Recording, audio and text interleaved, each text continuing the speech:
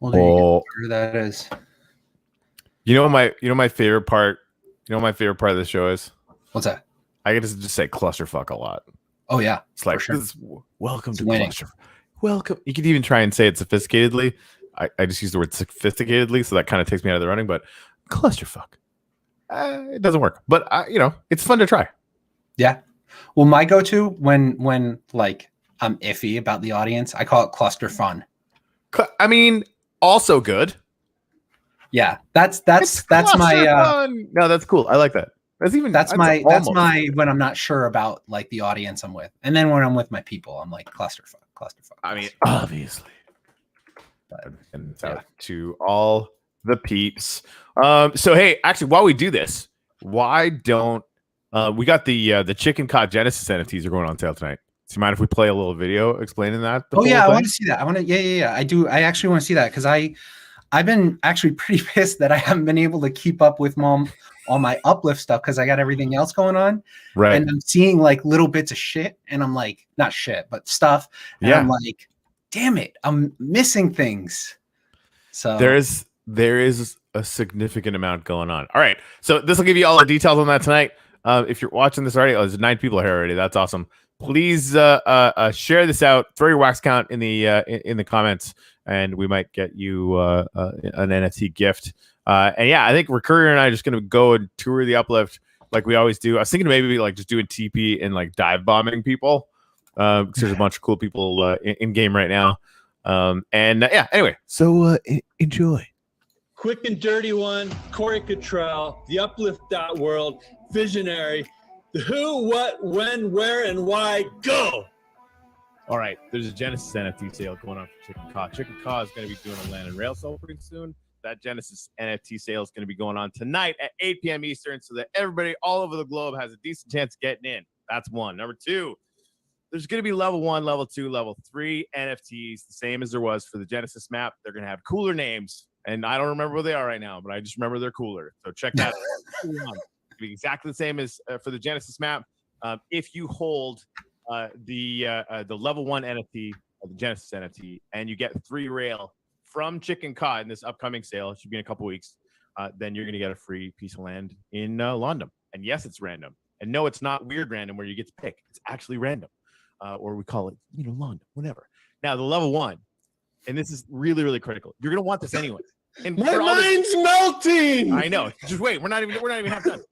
The level 1s you're going to want anyway. The team behind Chicken Caw, my dear friend Greg, and like all of my friends that started this whole server that became the Uplift with me, they did like a whole story about how the whole thing came about and how Chicken Caw started or whatever. Like, you're just going to want to have this NFT. Like, all of our Genesis NFTs to feed the reward pool that's going to be, making wax like bubble up out of the ground in the Uplift.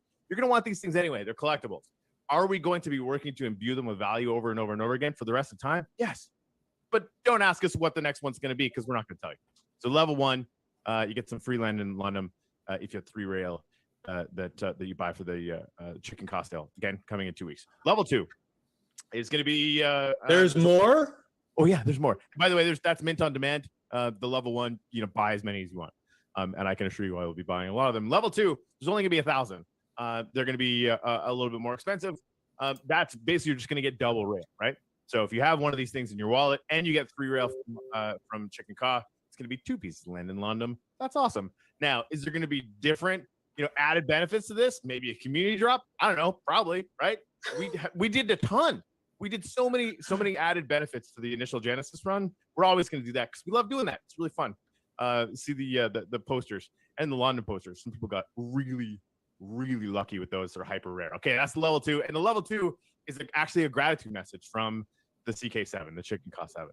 And like, if you just invest in Kleenex because you're going to need it. Like, again, this is a collectible. It's worth owning in and of its own. Like, it's awesome. And then there's level 3.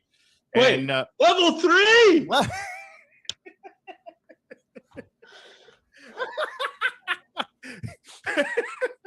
Yeah, we're here to melt faces. This is what we do. We melt faces. Level there's 3.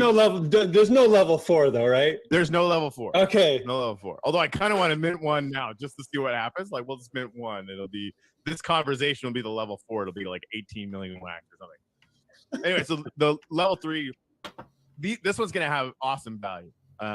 it's gonna be more expensive. There's only gonna be 100 of them. You're gonna get 4 pieces of land in London for every 3 rail you get in Chicken Cost. So this is an upgrade there. But you're also going to be the first 100 people in the game behind the 21 people that bought the very expensive, very rare Genesis NFTs from the first drop. So that 21 people, they're going to be first, and then the next 100 people in the game running out to your rail one-of-one NFTs that should be coming out very soon, like very soon, not like soon, but like very soon. You're going to have that benefit. So huge value there. And again, community drops and access to parties down the road, probably all sorts of crazy stuff.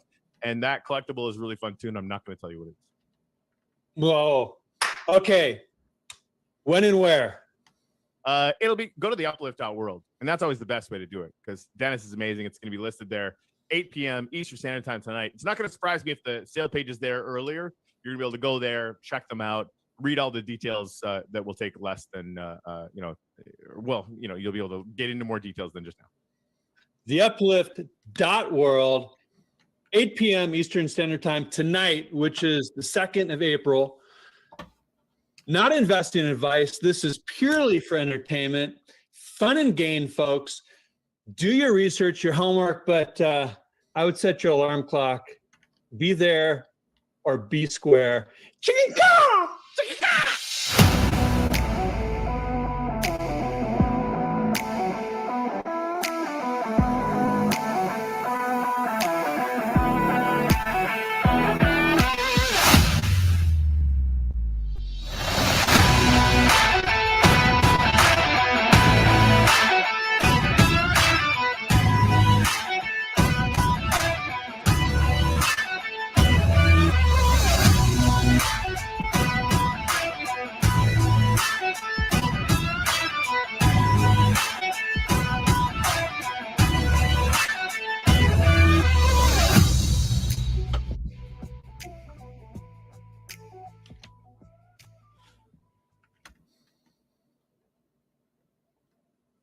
Muted Awesome. right now.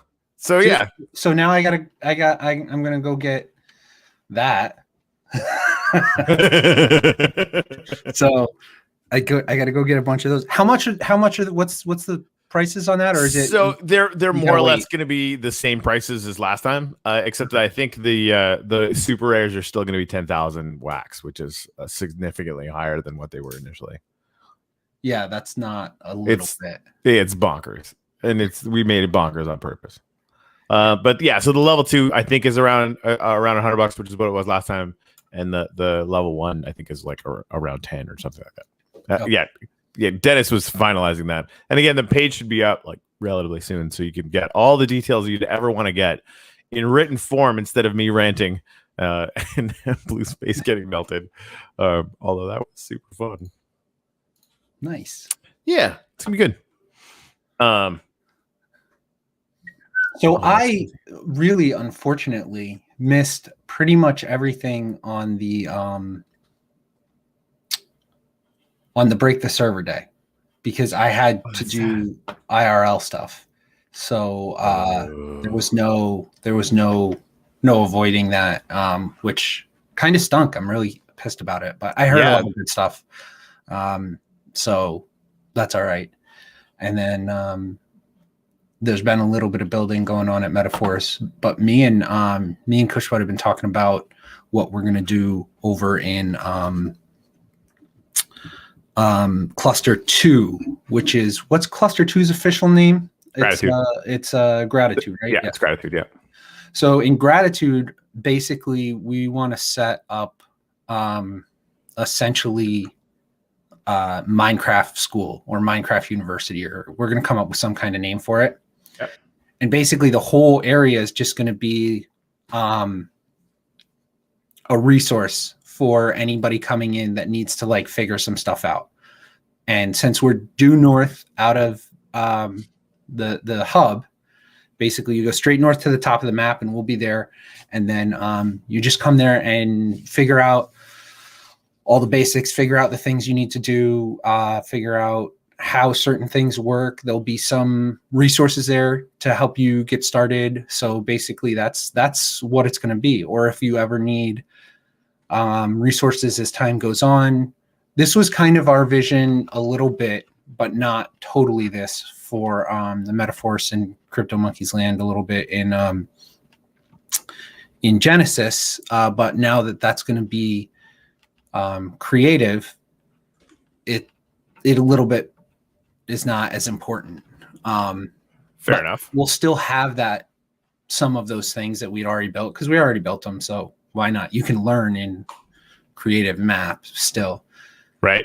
But yeah, that's and Cushbud's really stoked about that. I was like, dude, this is your playground. Whatever you think you want to build to like help people learn or whatever, we're just going to go for it. And so he's like, oh, my mind is going crazy. I want to build this and I want to build this. So he's super excited about that. That's awesome. So I better ping him. He's really, really good too. Like he's like stupid good. Yeah, for sure. I got to ping him real quick to make sure that he knows. Sure. He always knows that we're live, but I would imagine. Yeah. So let's find out who's here. And there you go. Dive bomb them. I should probably I keep thinking that everybody can just see my screen because I always have it on. Because I'm an idiot. That's basically how that goes down. I was just messing around with this. So to whoever gets this piece of rail, that's there now.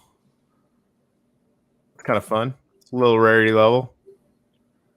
If anybody wants to get rid of these things, because I kind of add them all over the place, just let me know and I'll come get rid of it. I got it. So how does one? Is that something only you are going to be able to do, or everybody will be able to do? Yeah. So initially, it's got to be server operators that can do it. So we're going to have like a bit of a cost for that, because we're going to hire someone like legit. We're going to hire someone just to do that for people. Okay. And then we'll have like a small cost to kind of pay for their time. And I think we'll put a healthy percentage of that into the rewards pool as well. So that it has to come from us. Down the road, it's part of our roadmap to get to the point where not only our players going to be able to do that kind of automatically. Like again, there might still be a cost, but again, it's feed the rewards pool, kind of feed the economy kind of thing. Right. But we'll see. That might change, right? We don't know what that's necessarily going to look like at the time. But I really want to get to the point where we've got frames that will host the IPFS link to specific NFTs. Right. Like the end goal, so that people can kind of display stuff they actually have, right? Right. And then there'll be signs that you can punch that'll get links out to those assets and that kind of thing. So yeah, I definitely want to put some of those on our cliff behind the headquarters. Right. So definitely going to do that. We've been we've been giving out stickers. You know that. I've been sending stickers to you, and you've been sending them out as well. And then we just put out a bunch of information last night about our cards and our card rarities, and some images of what some of the rarities are going to look like and stuff. So it's coming together. Hey, have you been here? No. This is 01 Capital. This is my buddy Yoakum, Nice. who basically like helps giant crypto funds deal with all our stuff, like big time investment banker, but long time gamer. Yeah. And he got a plot. He's like, I got plans. He just starts making all this crazy shit. Yeah, I don't even know what I'm looking at. But these are giant ass buildings. Well, yeah. Kind of got that part. Yeah. Okay. Cool. But he's also he's experimenting with keeping large populations of these guys, so that like when it comes down to it, during the day, the streets will like basically fill up. It's gonna be crazy. What am I looking at? So this is the top of a building, right? But what are these guys that you're talking about? He's just basically keeping them, right? Because as long as you have a bed, they'll stick around or whatever, right? Oh, just villagers, right? And the goal will be to figure out how to have them be able to walk around anywhere, kind of like this. Just think like scaled up massively, to give at least the illusion that anywhere you go on this plot is going to have a really high population density, right? So it's like Blockchain Heroes did with cats. Yeah, exactly. Only useful and not cats. Yeah, got it. Fucking cats. And he's making this crazy, like that was a weird. That's a lot of freaking pussy. It was so much pussy. Wow. Yeah, and like I was trying to like clean them up because the guy they hired, like they brought him on to build, couldn't build because there's too many cats. It's not like trying to murder all the cats and like doing all the commands and stuff didn't work. See, like check this shit out. Ooh, nice little hidden thing. Oh, those are all. Yeah. Oh my god, he's gonna have an army of. So, and he wants to dig it down like all the way to bedrock. So like the wall will be this weird dystopic kind of thing. Yeah, he's got weird plans, man. I'm telling you right now. That sounds like it. Strange thing. He's just messaging me. Yeah, it's not bad for a crazy freaking wall. Yeah, some of the stuff people are coming up with is just like how I don't understand how their brain even gets there. And I'm like, I'm cool with it. I'm down. Whatever. Yeah, just you keep being crazy with your crazy self. Yeah. Okay, so Greg asked if he could come on board and share some news. Yeah. So this is a free for all. Fired that over to him. Oh, what I did. Laugh track. Hello, Laugh track. What is in here? Nifty nerd. What's up? Oh, hey, I'll come over to you. Boink. Oh, hey. Hello. Oh, I just fell down a hole. Thanks. Selfie spot. Oh, is this where is this Discordia? Where are we right now? No. We're in this is Metaphors. What? There's like I haven't seen, God damn it, Recurrier. We want to go see other people's stuff. And every time I come here, there's a bunch of shit I haven't seen. Yeah, so that's the top of the lighthouse. Over there, Damn it. If you turn around, Pushbud built a maze, and the way he built it, like once you go in, you get stuck in it, and there's only one way out. So you can't start the maze unless you plan on finishing it or dying. Okay. That's crazy, So, man. All right, I like and that. then- And this is on one of your 50s too. Good use of a 50. Yes. So we talked about how to put it in to make it kind of tie in. And I was like, well, listen, the 50s are for us to hand out. So you've been a builder, you'll definitely get one. So do whatever you want over there. So he's going for it. I like it. So G Money, mayor of Chicago. I think it's so cool when M Blue does that. I know. So I hear you're gonna make me buy more NFTs tonight. I'm not gonna make you, but I mean, you kind of are. But I can't not, right? So I don't really have a choice in the matter. well, the funniest part of this is that like we're excited. We're super excited about what's going to happen at ChickenCon in the next 6 months, let's just say. But the whole making of Genesis NFTs and the rules around them and all, we're like babes in the woods. So we've really trusted Corey and M Blue and the others to like drag us kicking and screaming into this kind of world.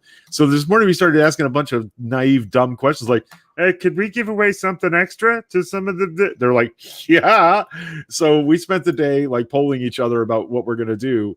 And we want to add a pretty chill little bonus to the level 3 NFT buyers. That's the that's the ones I hope you got a lot of wax for, Recurrier, because this is going to be pretty cool. Yeah, I might be priced out of that one. All right, Yeah, so Corey's in the transport hub now. Yeah. And look there. Look at that framework that you were just looking at. Okay, Oh. those are 10 by 11 little blocks. Okay. If you guys saw the video from the open house of the market that Sue built out on the rail plots at the edge of ChickenCon, the amazing shops, all different colors, and there's a bakery and a magic shop and all sorts of cool stuff in there. It really is good. Those shops are each only 10 by 11. So these shops are the same size as the ones out at the big West. I can't remember what she called the market. Yeah. Well, and we'll go take a look at them because actually, you know what? It's out this way, Greg. Well, but yeah, before you go there, though. Oh, yeah, okay. When you arrive in ChickenCon, you come in through the portal dome, which is on top of this building. That's the one with the kneeling figure with the portal on his shoulders. Okay. And you come downstairs. And the very first thing you're going to see when you enter the building after that is going to be this big central area. So we're putting a mercado, we're putting a market inside the transport hub. And so the first 20 people that buy the level 3 ChickenCon Genesis NFT tonight are going to get one of these 10 by 11 shops. Damn you, Greg. I wasn't going to buy one. For real. And now I'm like, Shit. Yeah. So Sue is going to custom design them with whatever colors you want. What are you going to do with your shop? I don't know. When the economy gets turned on, you could sell hammers, or dirt blocks or whatever you want to do with your 10 by 11.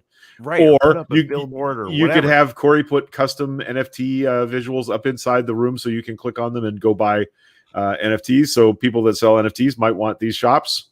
Right. Yeah. Presumably whoever gets one first is going to get first pick.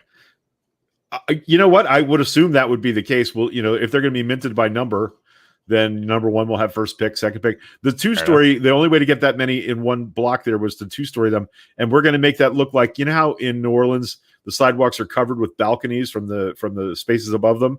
Yep. That's where everybody throws their beads from when you show them your boobs. I got a lot of beads. So they got nice boobs. They never showed. I mean, so the second story ones will have stairs. Of course, this is just to frame out the size of the shops in question, but that's what's going to happen if you buy the level 3 Genesis NFT for Chicken Cause land sale tonight.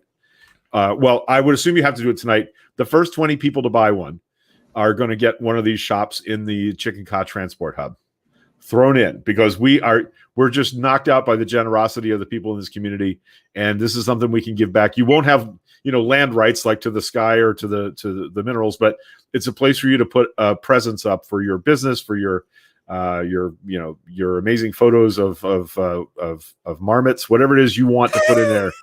We'll facilitate by making a custom shop for you to do that. It's genius. Yeah. Cool. All right. If you want, I also have the flyby video, Corey, of the shops. If you wanted me to just show it rather than fly all the way out there, I mean, you can. Yeah. Go to town. Let me. I also have, when you're ready for it, a semi-technical question. I've been getting asked all the time how you're going to do rail interchanges. Yeah, I know. Greg doesn't want to answer this, so I will. We're not. The people that own the intersections are going to have to figure that out with the people. I'm going to quote Corey. My answer is, that sounds like a you problem. So potentially you'll go and one intersection will be one way and another intersection will be another way, and potentially, yeah, because there's a million questions about where people are going to want to go that we won't even have the answer to, and rail itself is going to evolve, because I think those amounts of rail probably aren't even enough, right?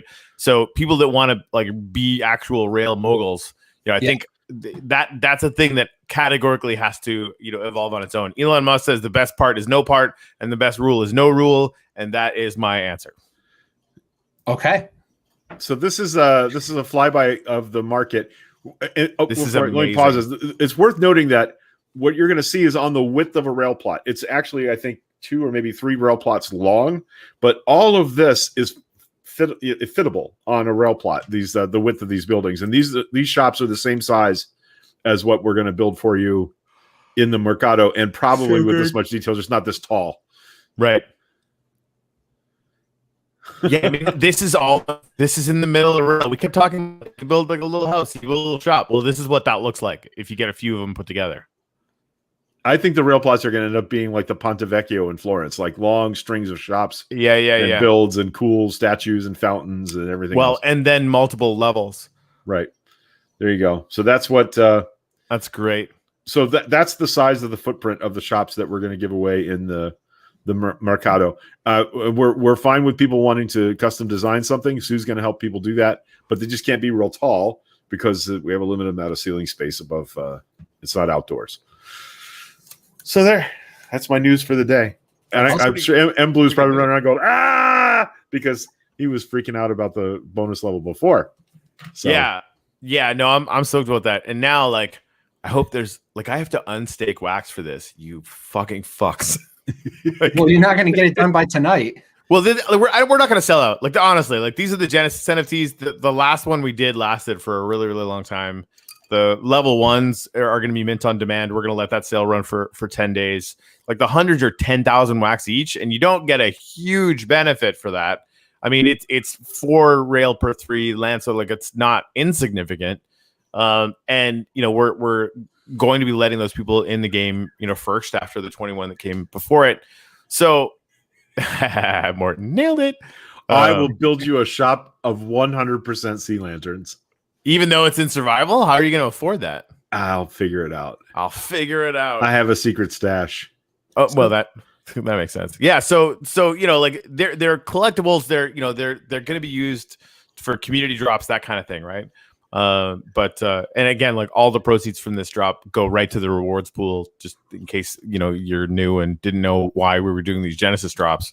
So yeah, it's a lot. But that, like, having a space in the transport hub of Chicken Ka is non-trivial.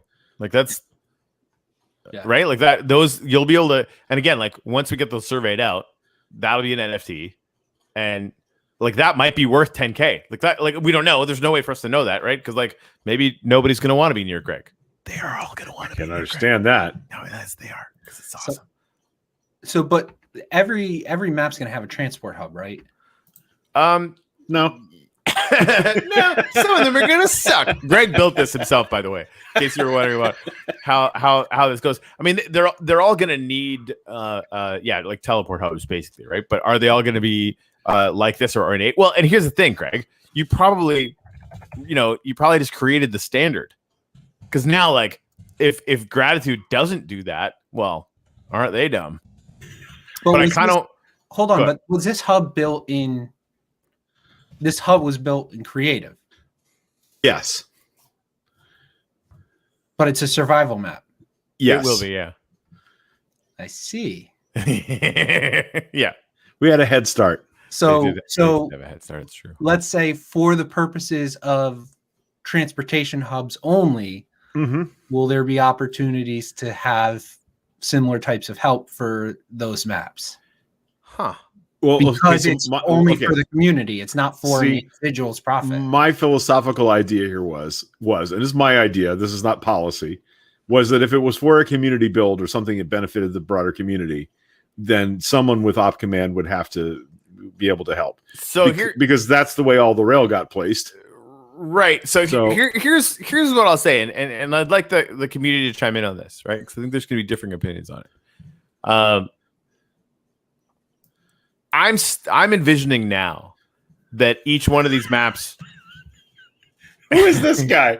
Now, damn. Is that when will later be now? Soon. Yeah, right. Yeah. It's soon. Yeah, Nifty Nerd's on fire. Somebody's been watching a lot of anti-observation. So I think it should be up to the communities. Is basically what I think. So like because eventually sector DAOs are going to be a thing, so we need to kind of get that squared away initially. Because I think what you'll find, because you guys have an embassy now, a bunch of groups in Gratitude, which is the survival map, right? I think what you're going to find is if you put that to the Anders coalition there, they would say absolutely not. Let's all come together to build it in survival, period. Because they love that. Like that's the whole point. I would help. Right? Okay. Yeah, I mean, and they're doing that already. So I think there's a. But hold on, Gratitude's open for certain people, right? For the pods, yeah, for the projects that are working there, yes. So I have a project there, so we should be able to get in there. Yep. Okay, so I'll talk to Cushbud about making sure we get started on that. Okay. And then Gratitude's going to have a rail sale and land sale. Yeah. At some point. Yeah, I would say no less than 30 days from now. Probably a little more. Okay. All right. And then you can tell I've been not able to catch up because I've been stuck doing all this other stuff. No, man, you're doing amazing stuff with metaphors and stuff, and we should catch up on that too. Like, I want to get to. Yeah, this is the clusterfuck show. So go show some cluster. Yeah, and totally, I field questions from people all the time, and my answer is always like, "I'll see Corey on Friday." So, and then when people are like, "Hey, what's the answer to this?" I was like, "You should be watching." There you go. So, what kind of questions have you been getting this week? A lot of it has to do with a lot of people wanted to know how you're going to do the interchanges on the rail. Everybody's freaking out about like the multiple maps and the whatever, and they're like, oh, devaluing land. And the thing I've told everybody, and when I explain it this way, people are like, oh, okay, I don't know why I was so mad anymore. They think that it went from one map to multiple maps of the same size, and there was a ton more land. And I'm like, no, did you see that first map? That first map was like it was Earth. Infinite. Yeah, Right. It was bigger. Like it was literally the size of Neptune, which is like many times Earth. Right. Like many hundreds of times Earth. Yeah. So I was like, That so is so now beautiful. they've just chopped that up into smaller, more manageable sizes. Right. And they were like, yeah, but I bought land on this map. I was like, yeah, your land on that map was like 0.1% of the map. Now you have a piece of land that's maybe like a factor or two more higher percentage of that map. Yeah. Add 3 or 4 zeros.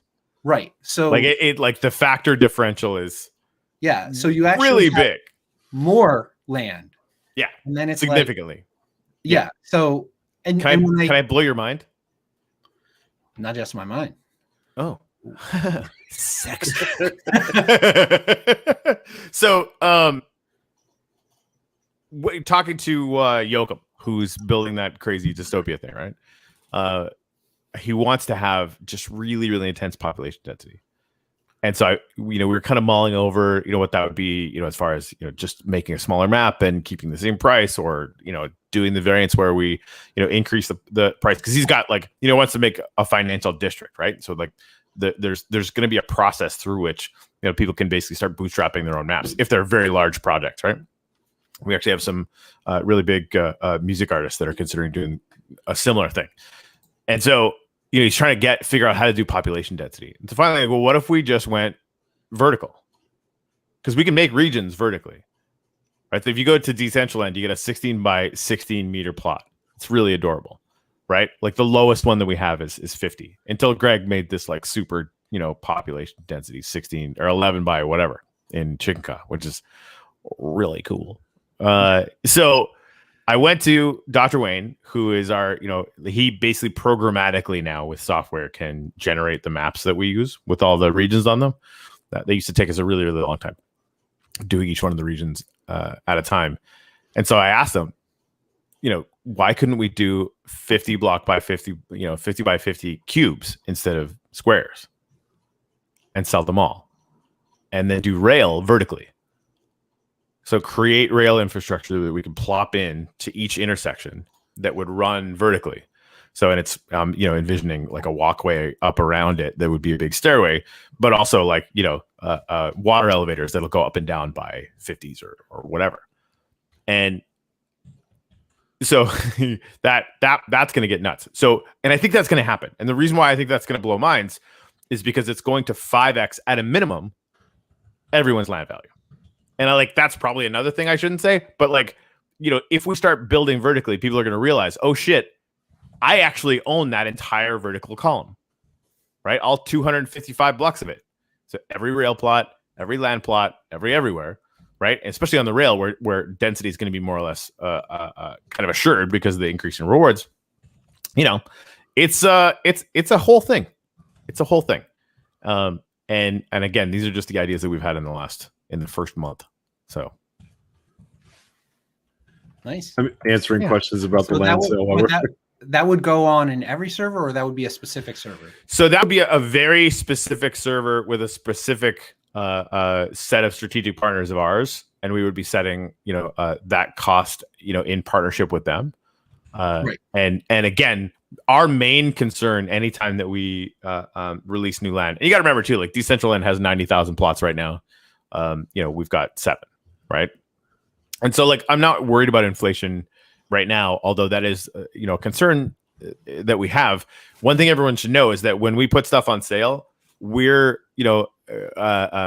probably going to list it at slightly under the lowest market value, but not like half, right? Because we don't want bots coming in buying it all up, and that's actually going to have a really potentially harsh impact on land values or whatever, right? So we're going to be managing that to the point where the stuff that we put on sale is not going to detrimentally affect the average price as much as we can. And we'll see how that works, right? Because the market's going to be the market, and at a certain point, there's not really anything that we can do. Yeah. But yeah. So back to my first question. This is from Anders. How much does it cost for me to have Corey buying land? If you want me to buy land for you, you just send. I don't understand why you would want that. He's no better. Donna's better in the. She did do better in the speed round than Corey did. Yeah, she's on a crappy laptop. So yeah. I think it's your substandard Western European internet connection. Yeah, except the first 3 times that I met Anders, we were doing pack openings, and like it was a mint sprint pack opening, and he beat me every single time. That's that was the joke, because fucker. Yeah. Anyway, yep. He's going to do good then with Metaforce, because we've got a mint sprint type situation going. Nice. Because the sale is like, oh yeah, dude. If you want me to buy them at 8:00 tonight, yeah, just let me know. I can totally do that for you. Sorry, man, you're asking me to buy land. This is not land tonight. It's just Genesis stuff. So you're good. And again, like this stuff isn't going to sell out, guys. I really like it. Like that's not even like a joke. It's not going to. This isn't land. This is Genesis NFTs to get some cool perks. They're awesome collectibles, and they're going to be good to have in general. But it's just not what it's designed for. It's designed so anybody who wants to get them is going to be able to get them. In all likelihood, and they'll have some perks and some cool collectible value, and the sale's probably going to last for like 10 days. You're going to be able to get them. So here's another question I got regarding the community pools. Okay. It's one big giant community pool for all maps. Yes. Okay. Right now. But that may not be forever. Right. That may not be forever, or that won't be forever. I definitely do not have a firm answer for that right now. Assume that it will be one pot forever, unless and until. And again, and Greg can attest to this. If somebody comes up with a better idea, we're going to run with it. Right. When we can fit it into our dev schedule. And now, one thing that I have very high confidence in is that each one of these maps is going to have its own DAO. Right. And there will be as many decision points, like basically any decision point that will not affect the global economy or global structure of the world is going to be seeded to the DAO to make those decisions themselves, right? So, and I think a lot of that, you could see situations where the pools might start to evolve and separate from that, which could be interesting. And this is why we're going to do a Genesis NFT sale for every map, right?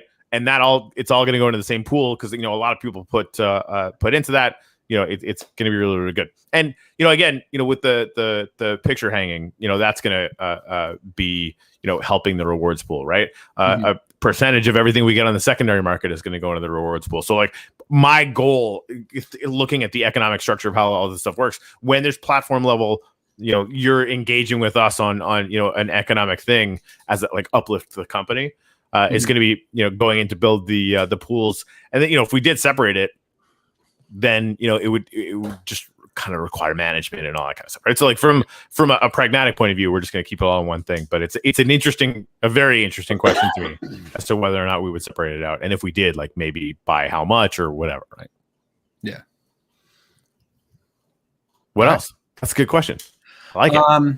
Let me see what else. Yeah, a lot of it has to do with the splitting up of the lands and stuff, and how those economies are going to work. And then a lot of questions were about so the Genesis land is going to be survival, but there was discussion or creative, but there was a discussion about, is it creative for everyone? Yes, period. Visitors, anyone shows up. Visitors can't do anything unless they're explicitly told to. Now, okay, if we could put them in, because if everybody can fly, then the rails are useless. Well, they're not, because you'd still want to be on there. But that's a really good point. And so, I think if you were added as a member, to a piece of land, or if you owned a piece of land, you could be in creative. If you're a visitor, I think you're probably right to where you're headed with this. We should just leave it in survival.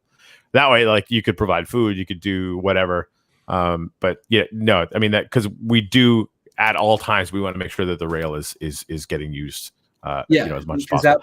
We want people to be able to die too, right? That way you can make a game where somebody can get freaking got because they fell down or whatever. So we'll continue to look at that, but I think off the top of my head that we'd probably want to do that. I was just thinking for people that got added as members and stuff like that. But for just straight up visitors, tourists, right? They don't need creative, really. Right. Well, because you need something to generate an economy, and if everybody can just never have to eat, never have to do anything there, they're just going to fly around and look at everything from, 200 level and check it all out, and there won't be like actual engagement with the stuff, the land. Yeah. So now, Greg, what do you think about that? That's what creative mode is, Rick Carrier. Right. It's a lack of an economy. It's you have everything. Well, no, but it's right. That's the concern that people are bringing up. They spent money with the idea, the plan of that it was eventually going to be a survival map at the time of the land sale, and now that it's not going to be a survival map, they had bought it with certain economies and plans in mind, and now those don't exist, and so well. Okay, so I think the simplest response to them is like, there's buyers, sell and get land in Chicken Ka. Yeah, like, that's the simplest thing. But because again, like we don't really know how this kind of stuff is, and like again, still the vast majority of people that have even talked about being in the Genesis map are all like, oh, I want to build a an NFT studio and I want to do this or I want to do that. Like, there's never really talk about the economy. Again, in some circles there isn't, and I get that, and I get that it was a change. I think the people that are concerned about visitors using Rail, which is a huge part of this, right? I think that's a concern that's sort of at the sort of global map level, right? Like, if we're gonna have a creative map, like what does that look like, and how are we driving the economics of that, right? Like that people moving around the map and doing those things. But as far as like, I don't know, like nobody's gonna like buy food, I guess, because they could, but that economic function is not going to be the focus for that map. So there's not really going to be a whole lot of point. You can ban players from flying at all, but I don't know if you can ban certain classes or groups of players from flying. In other words, if you had a set group of people that were builders in the Genesis world, I think you could give them permission to fly by whatever means are possible, whether that's in creative mode or using Elytra wings. But I think you can keep visitors from flying. So that's something. But they don't need creative mode though either, right? They're not doing anything, right? Like, unless we you also own don't want land, them to be able to if you destroy anything. That's the reason we're doing that. Well, they would never be able to. Like, that's the whole thing. Right. Unless you're added as a member to a region, you can't do anything except for press button, use Rail, right? Because we need to permission those so that all the games work and everything else. Yeah. So I mean, like, I think that the in create worlds, like Don was saying, rail plots are essentially useless in create worlds. I mean, that's just not true at all. Even if people are allowed to fly, go visit Sue's place. That could exist in a creative world, and it would get used like a lot, right? If you fly, if the owner owns the land from 0 to 255, if someone flies through, you're still earning. Yep, you're still earning, so they don't have to walk or rail or whatever. So but I don't think they get the bonus for rail travel. They absolutely, categorically, they absolutely will. It has nothing to do with using rail and everything to do with where you are. Oh, so flying over rail plots still gets the exactly the same. So, well, that's different. That's okay. A big so that'll address some of the concerns, right? That's okay. So I'm glad we covered that. The way the reward system works, it's like if you're moving a distance in a rail plot, and that's the whole column from bedrock to top of the sky or whatever, and you get any kind of reward there, that's going to 2 to 3x your reward based on whatever the baseline is, and the rail owner will get 20% of that. And let me do, I'm part of the information junkie age where I want everything that I want right now at my fingertips, but there is something really satisfying about putting yourself in a rail car, hitting the forward button. I love it. And just watching amazing stuff roll by on the screen. That's actually a pretty fun way to do things in Minecraft. I agree. I rode all the rail in Chicken Ka over the last 2 weeks. I only got burned by lava once because we hadn't fixed that part and I forgot. I walked out of the room, came back, and I was on fire. Are you still? Yeah, you are. Show me some rail. I want to ride them. It works. Oh, from here? Yeah. Okay, so face west. Fucking west. It's on your left. It's always on your left. West is always left, no matter what direction you're facing. Oh, all right, cool. So let's get out of spectator mode. Yeah, so which way are you facing now? West. You're facing west. So go across the intersection to the next little rail spot you see. Okay. Plop you down a cart and ride west. Actually, yeah. Wait, you're facing... Oh, I see what you're doing now. Yeah. Get rid of that whole thing. Corey forgot how to Minecraft. Yeah, I mean, that's not... I never actually learned how to Minecraft. I just walk around and then tell other people how to build stuff I want. There's no rail in there. Good thing. There's no rail cars. Yeah, that's okay. I'll find them. So what you want to do is you want to ride eastbound from here, not westbound. Sorry, my bad. Oh, so exactly the opposite of what you said. Yeah, sorry. Cool. So that's helpful.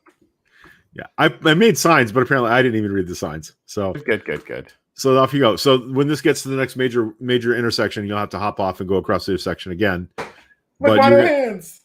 So look left, and you should be able to see the pyramid is over there somewhere.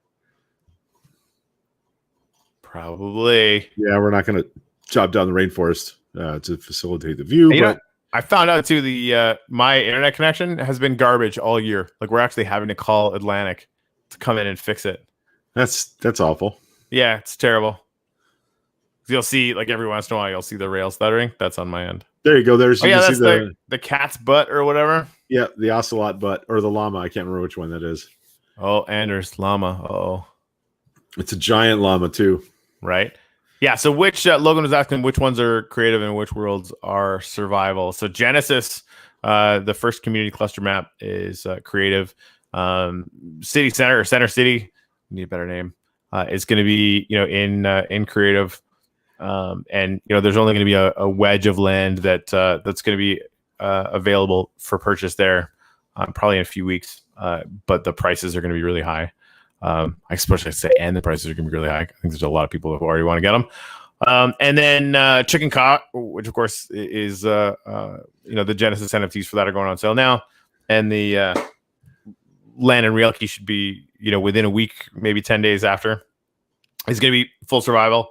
And the new map the new community map called Gratitude is going to be full survival as well. Although for now, Chicken Ka is survival, yes, but mobs are not on. So you can die in our world, but you won't die because zombies ate you. That's so far. We haven't decided how. We don't want to turn them on for the entire region, but we do want them on for some areas. All right. So we're figuring out how to do that. And again, so this is like the community there is going to be able to govern that kind of stuff on their own. And I mean, anyone on the Gratitude map.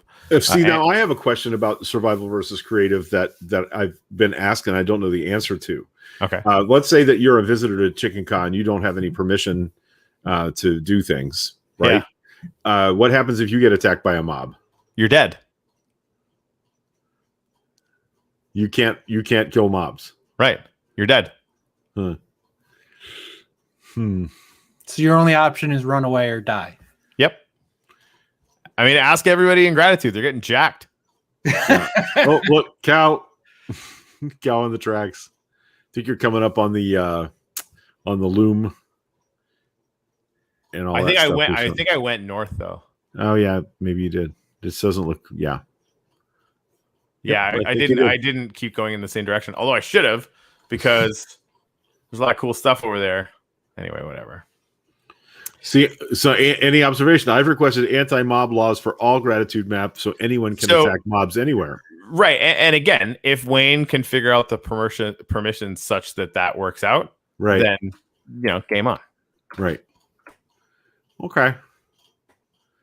Well, that changes what we would do a lot, because we, the temple, for instance, the pyramid temple, for instance, is dark on purpose because it's supposed to be spooky and atmospheric. but we want people to be able to fight off mobs if they're attacked by them. So Right. I'm not sure how we would game that out.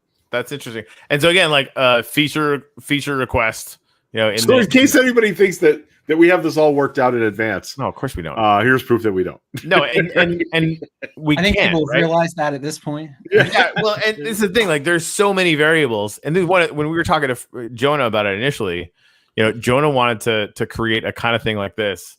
When we first told him about it, he was like, "Oh, damn it, I wanted to do this someday." Yada yada, right?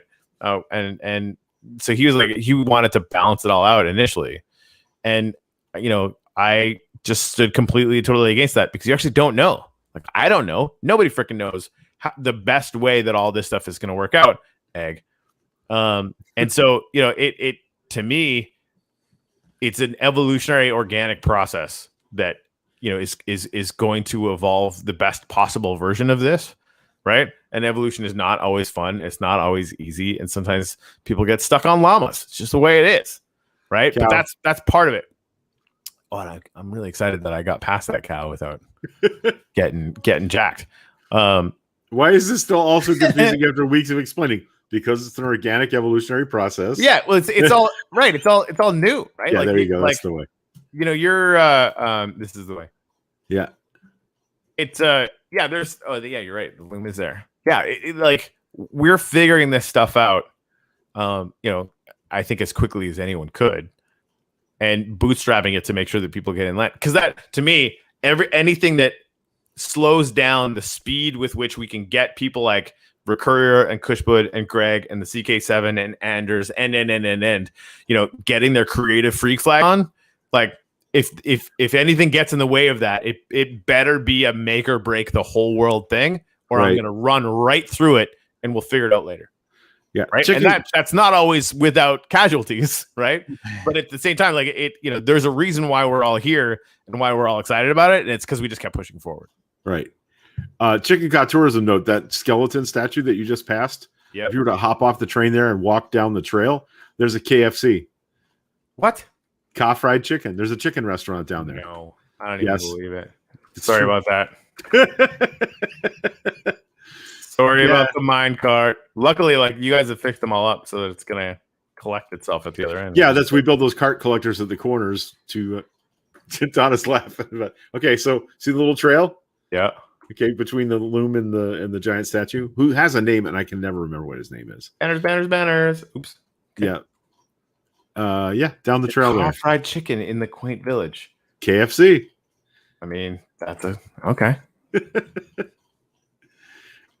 What's funny? The funniest thing to me about the I like these little inset lights. Right. I think Jen did all this. The funniest thing about the KFC is that the villagers wander in and out. I thought she placed villagers in there. She didn't.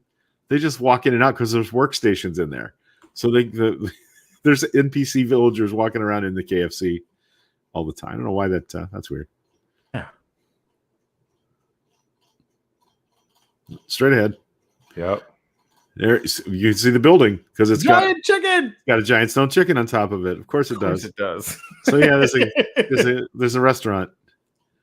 See, this is yet another thing that I've never seen.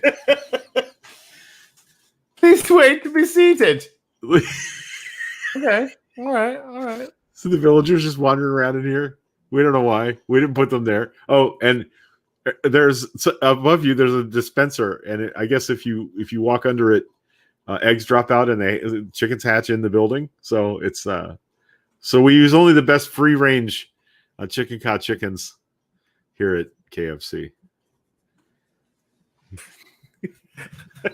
I like that they're just like, what's going on? What's going on? Yep. There you go. Chicken joint.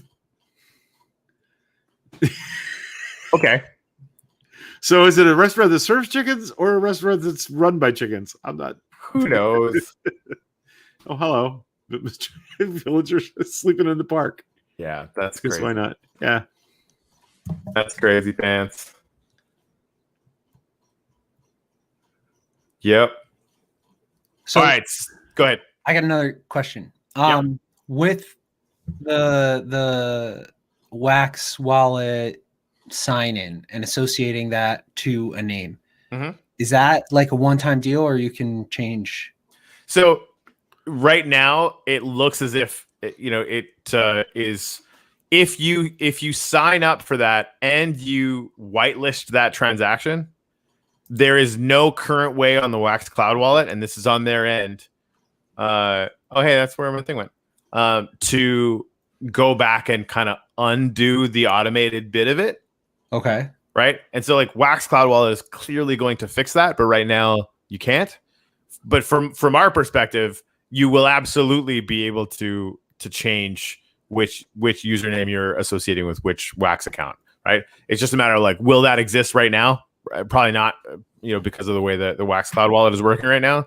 But I don't think it's going to take very long. Do you have to sign in with the Cloud Wallet, or you can sign in with Anchor? That's the only way right now. But we're going to get that stuff fixed up. Yeah, Anders, when we were doing the registration, you absolutely could not, and we had devs look at it, and there was no way to do it. Like you could go into resources where you're supposed to be able to fix that and take them off, but you couldn't do it. You couldn't. It actually didn't work. Now, if that's fixed already, then yippity frickin' doodah. Which it very well could be. It was I keep all of my nice stuff on a hardware wallet, right?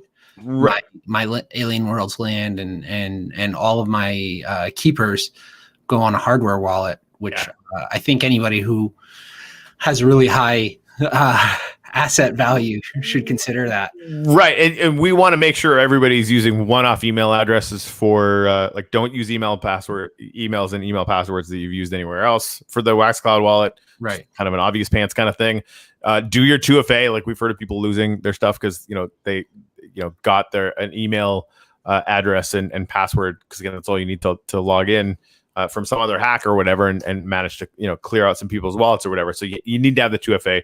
So, but to your point though, like I think the pressure and likelihood of attaching like an Anchor wallet, as an addition, I can see that happening relatively quickly once we get the alpha off the ground. Yeah, because that's my hope, that I can keep my land in a secure wallet like that, but then I don't have to break out my ledger every time I want to get in world. Right. So how would that work? So you'd probably want to have it, because that wallet's going to be the owner of it, but then you could make your other account like a member. That's going to be interesting to see how that is going to play out. But keep bugging me about it, because because I know it's important, and we'll get it figured out. Because that's what I want to do. I want to just set my land over there. Yeah. I don't care, even if I have to make like a throwaway user that is the owner. Right. And then associate that with my hardware wallet, and then whitelist my cloud wallet, and then make my cloud wallet just be the guy that walks around and does everything. Yeah. I like that. I think that's something that we would want to figure out how to do.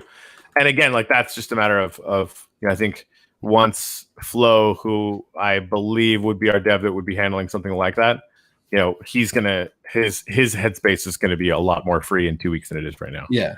So, but I think I'd have to buy that, because we would want to figure that out. I think I'd probably end up having to buy a second Minecraft license then, though. Yeah, that's a possibility, unless and until we could actually there might be a fix to that I can't think of right now. That's not a big deal. Yeah. For me, that's not a big deal. If I've got to buy another $25 license to protect thousands of dollars worth of land, right? Not a terrible position. I'm cool. Yeah, right. Yeah, I'm chill. I'll do that. I get it. There's also a cool reason to buy a second license. Here it comes. Camera account. So you can place a camera somewhere and time lapse a whole build. You just leave that account online, focused and filming, and you can work with the other account. Nice. Yeah, I like that. Oh, there's not a wolf in that one. Plus, you can watch people do weird, freaky stuff. Yes, you can. Whoa. Or so I hear. Yeah, someone told me I for sure didn't do that. Awesome. All right. Yeah, this is what the ladies are calling the she rail. They've built this beautiful north-south 3-wide rail that goes all the way through all of their land holdings, the estancias of Chicanca. And there's some cool stuff out here, man. There's some really cool stuff going on out in this part of the world. Agreed. Yeah. I don't know if people have noticed that, but the Chicanca 7 is 5 women and 2 men. So we have a majority of women controlling what happens in Chicken Ka. That's fun. Which is probably why we haven't totally screwed it up yet. Works in New Zealand. Anyways, so any other questions? Because these questions are all super good. I'll break in if I've got anything. I think that covers a lot of it. I mean, there's a lot of like how or whatever nuance questions, and the answer is like, I don't know. We'll figure it out when we figure it out. That sounds familiar. But yeah, I think the that covers a lot of the kind of big stuff. Because I actually was also holding off on like associating my my account to my land. So I'll have to move my land around and move my Genesis stuff around and then set that account up. And then once the Anchor wallet signing is all figured out, I can move it back. Because right now all my land and everything is not in a cloud wallet. Right. It's all secured and happy. Guys, I'm gonna jump out. I appreciate you having me on board. Yeah, I think I gotta roll as well. Yeah, ready for hanging out with the Babs. And then the NFT sale tonight. Genesis and just for real, if you want me to try and get like a low mint for you tonight, I don't really care about low mints on this one, but especially if you want to try and nab one of those places in Chicken Ka, just let me know and I don't mind clicking the button for you at 8. Yeah, I'm gonna have to go shopping at 8 too. All right, thanks guys. Okie dokie. All right, I'll hey, Metaforce update real quick before we kick off. So Metaforce, we're dropping stickers. Some are Atomic Hub drops, some are community distribution, and some are just going to show up completely randomly. All of the bad guys, the evildoers, are just going to show up randomly. We're not going to announce when it's going to happen. They'll just start showing up in wallets. We don't even have the templates made. I like it. People can't see them ahead of time. We just put out an update last night about how all the pack mechanics will work. And we're doing something. We are doing what I consider, as far as from pack sales that I've seen, a first on Wax. And we are putting a sunset date on when you can actually open packs. I like that. So the packs will be able to be opened for a year. They go on sale May 1st, 2021. At the end of April 2022, you can't open packs anymore. You don't lose the NFT. You can keep that pack NFT, but you'll never be able to get cards. And what we'll also do is we're going to close the templates and we're going to close the smart contract. So that way, all of these pack sales, there's I have this super rare whatever mythic, but it's one of infinity. And at any time, 10 years from now, somebody could just open 1,000 packs and completely dilute the value of everything that's there. You could have and think you had a 1 of 1 or 1 of 2 mythic, and then one day you wake up and it's like, oh, now it's a 1 of 5, right? No, I like that. So yeah, that's what we're doing. You're going to have a year to open packs. And if you miss your window, and we're trying to tell everyone, I don't want anybody to get screwed up by this because we know it's not a normal setup. We're going to put disclaimers on the packs that say must be opened by this date. We're going to do everything to make sure that everybody is informed. But once that 1 year goes, all of the templates are going to be closed. The smart contracts are going to be closed. And then forever, your series 1 of Metaforce cannot be diluted. Literally, the only thing that can happen is somebody can screw up and burn something, and then it actually becomes a deflationary asset and in theory makes everything more valuable. Yeah, no, I'm all about it. I think that's an interesting thing. And again, like it does come like the fucking combine. Look at that. Was it like a Mars rover? No, it's like a wheat combine, I think. That is badass. We're trying to figure out we're in the middle of trying to figure out how to build a El Camino. Nice. El Camino. Like what the hell? I don't know how they do any of this. This is cool. Yeah, I think we're on Sue's land, but I'm not sure. It might be Laugh Tracks. That is really cool. So yeah, And we have, so part of the lore of all the comics and everything is that the citizens, the alters, and the champions are all connected by the essence. So the way that the cards are going to be made up is there are going to be no champions in the card packs, none at all. The only way to get a champion is to go through a process called metafusion, and that's by taking the correct citizen, the correct altar, and essence, combining them. Those 3 cards are burned, and you get the champion card. Nice. And yeah, I love burn upgrades. That's cool. But our big thing on the burning was like everything that we do has a reason. Every decision we've made actually ties into the storytelling of the comic book. So the lore is important in that. And we based our final card count on after things are being burned, rather than saying we want this many cards and then there's a burn mechanism. Our final card count was the target, and then we're making our amounts of pack cards with the knowledge of what's going to get burned. So it's going to be really interesting, and as more champions are made, it's going to be harder and harder to get to justify burning what is the reducing supply of essence to get a champion. So there's a lot of decisions that collectors are going to have to make there. And here's the thing about our collector's editions. They're 0.12% of the total supply, right? So there's going to be very few collector's editions. And the only way to get a collector's edition champion is to burn a collector's edition citizen, a collector's edition altar, and a collector's edition essence. So you've got to burn 3 CEs to get the champion CE. But you've got to actually go out and collect those 3 CEs to do it. Right.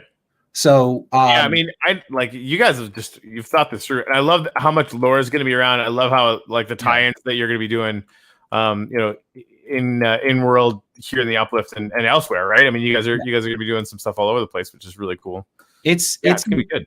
It's entirely possible that with our collector's edition, and a 1-year limit on how fast you can do things.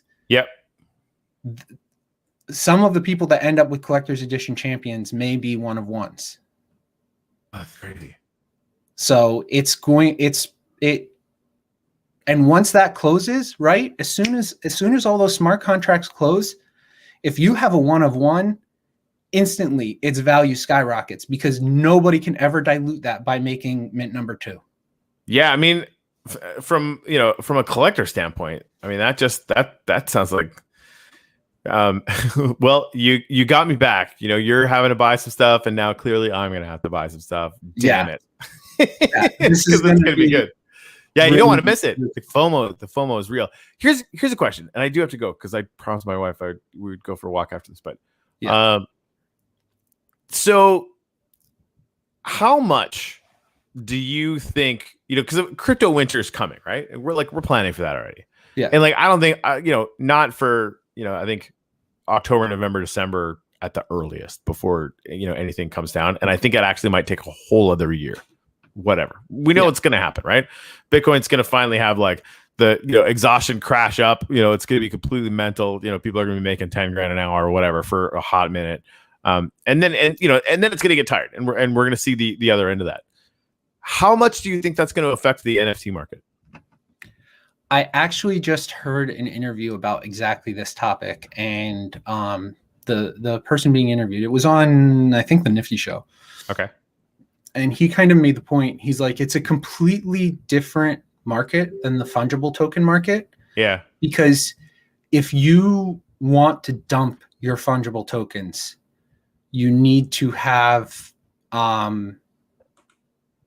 someone there to buy them. And there's always these crazy low orders sitting there. So if somebody gets freaked out, there's always open orders for them to dump into, right? It's really easy to crash a fungible see where market. you're headed this. Yep.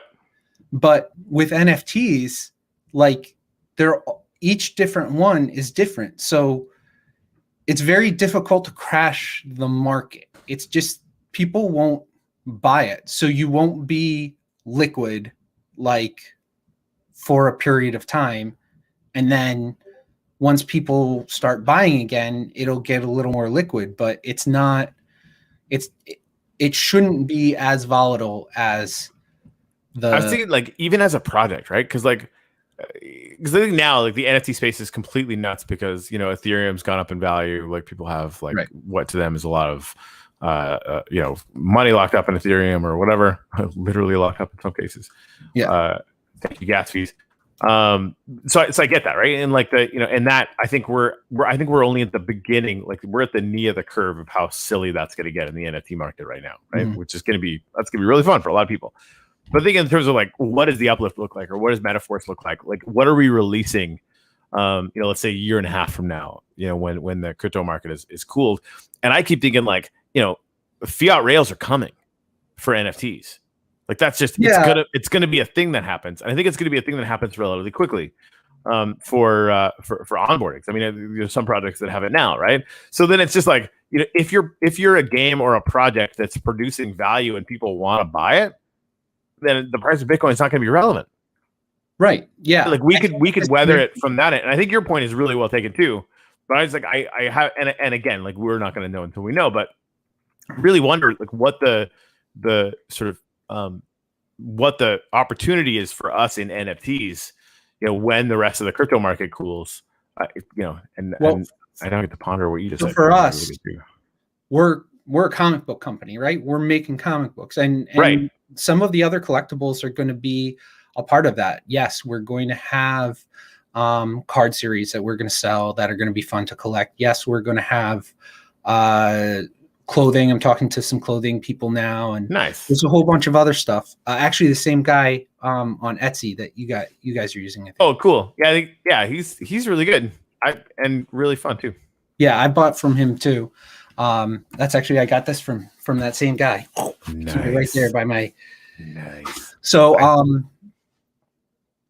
you know, when you think about all of the merchandising, all of the stuff that is sold from Marvel or DC heroes, right?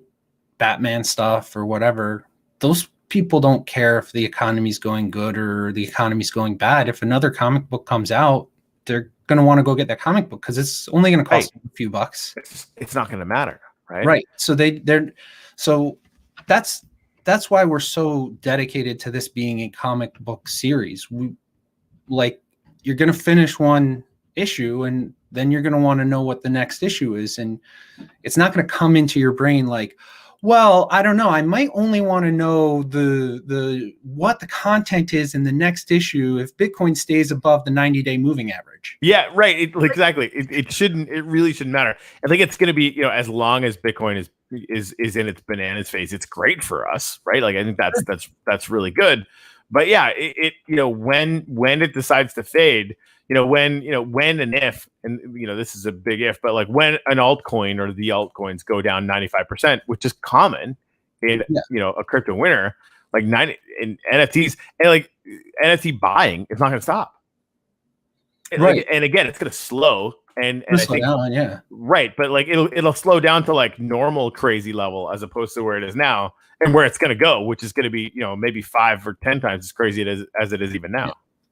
And markets are going to expand and more people are going to offer more stuff and there's going to be, you know, there's just going to be, it's starting to already decouple and it's going to eventually decouple in the same ways that physical goods are, at least some physical goods are decoupled from the stock market. Right. Yep. People don't stop needing shoes because the Nike stock is down. Well said. Well said.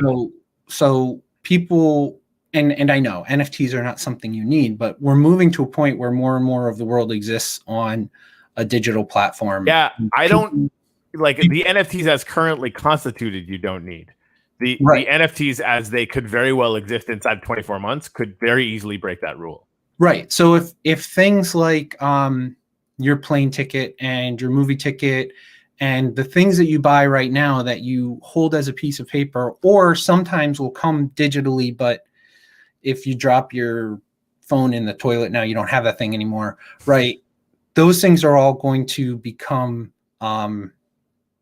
real NFTs. They're going to become non-fungible. And when that happens, that's going to lead to things like these platforms are not going to be speculative anymore. It's not going to be like, oh, I wonder how much, wax might go up or might go down. Am I going to wait for? No, like the wax market and flow and Omi or whatever, once they start having real world, this is how you live your life, everyday items without even realizing they're NFTs existing and transacting on those networks. Yep. Then the networks are going to just become much more stable and dependable. And that might not be this market cycle, but yeah, eventually it will be. I think you're absolutely right. And again, like, to your point, is it this market cycle or is it 5 years from now? It's probably 5 years from now. Right. But at the same time, I think there will be some real staying power. And we're see like when sales might cool, and that's gonna be interesting about the company's decisions to do that kind of thing. Although, man, I can't wait to tell you about that. I can't yet, but maybe off air I'll tell you about the token model that we're maybe going to institute, which would be like a governance token for the DAOs. So people worried about maps increasing. It will never be us really that's doing it. It'll only be the community itself that's deciding to create another map, right? Which I think would be a really, really fun way to go. And of course, there's a huge win-win-win for the whole ecosystem or whatever. But like thinking less in terms of offering more land because demand might cool, and we'll see. Like we don't even know if that's going to be true necessarily. But like mine carts with skins and freaking NFT Minecraft skins, and developing just like 18 million things that you can have as NFTs, including 3D voxels, right? That can start to be displayed in world and that kind of thing. Like, there's so much for us to do that like we've got like a box called Crypto Winter that it's just going to keep all of us busy 24/7.